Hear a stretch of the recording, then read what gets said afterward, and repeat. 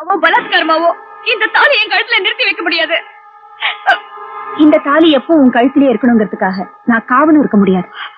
ஒரு நிமிஷம் நான் சொல்றத பொறுமையா கேளு. அதுக்கப்புறம் இந்த தாலிய கழுத்திலேயே மாட்டிக்கிறதா இல்ல கழட்டி எறியறதாங்கிறத நீயே முடிவு பண்ணிக்க. நீ நிக்கிற இந்த இடம், இந்த பங்களா, உன்னுடைய கார், நம்ம வசதிகள், இதுக்கெல்லாம் சொந்தக்காரன் யார் தெரியுமா? இந்த தாலியை உன் கழுத்துல பலவந்தமா கட்டினானே அந்த சின்ன மணிதான்.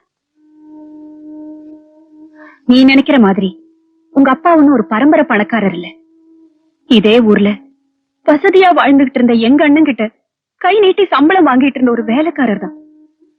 அவர் எங்க அண்ணன் கிட்ட வேலை செஞ்சுக்கிட்டு இருந்தப்ப தெரிஞ்சோ தெரியாமலோ உங்க அப்பா கிட்ட நான் என் மனசை பறி கொடுத்துட்டேன். இது தெரிஞ்ச எங்க அண்ணன் எவ்வளவோ எடுத்து சொல்லி பார்த்தாரு. ஆனா நான் கேட்கல. முடிவா எங்க அண்ணன் கிட்ட நான் சொன்னேன், நீங்களா பார்த்து ஒருத்தரை கல்யாணம் செஞ்சு வச்சாலும், நானா விரும்பி ஒருத்தரை ஏத்துக்கிட்டாலும் வாழ்க்கை நடத்த போறவன் நான் தானேன்னு சொன்னேன்.